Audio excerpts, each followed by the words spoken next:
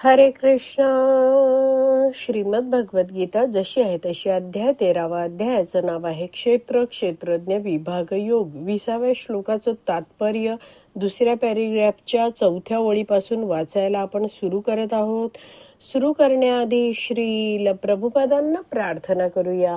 हे श्रील प्रभुपाद, आम्ही भगवद्गीता हा ग्रंथ वाचून समजून घेण्याचा प्रयत्न करीत आहोत.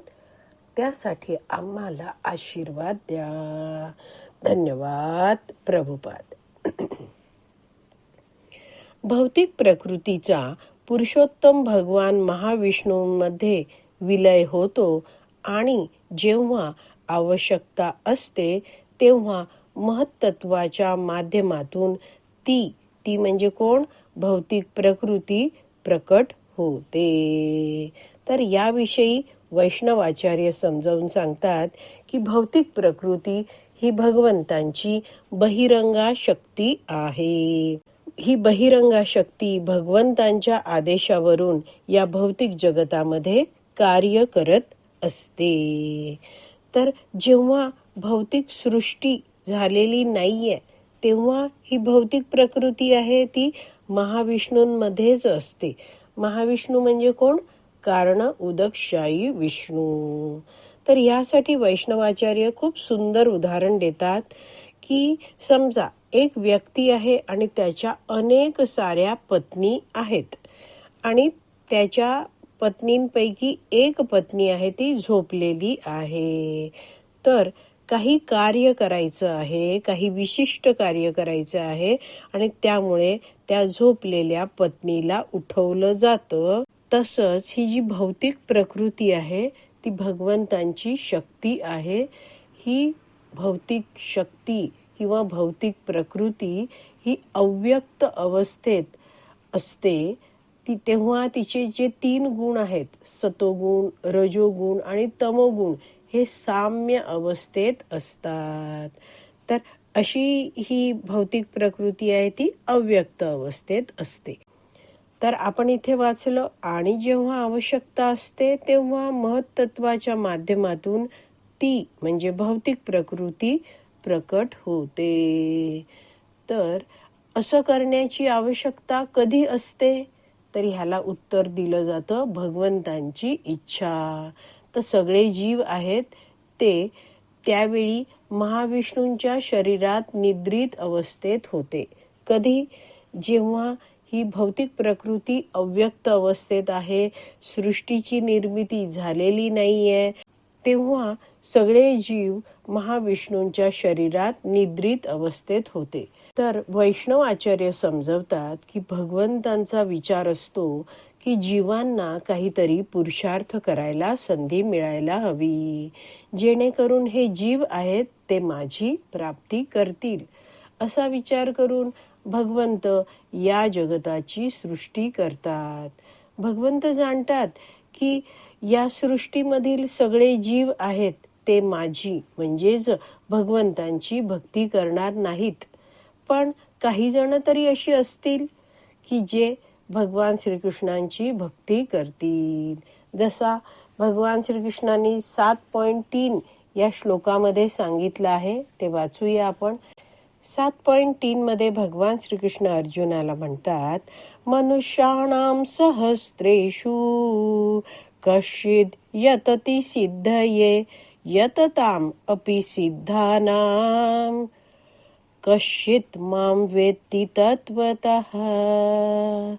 सहस्रावधी मनुष्यांपैकी एखादाच सिद्धी प्राप्त करण्याचा प्रयत्न करतो आणि सिद्धी प्राप्त करणाऱ्या त्या मनुष्यांपैकी एखादाच मला तत्वतः जाणतो.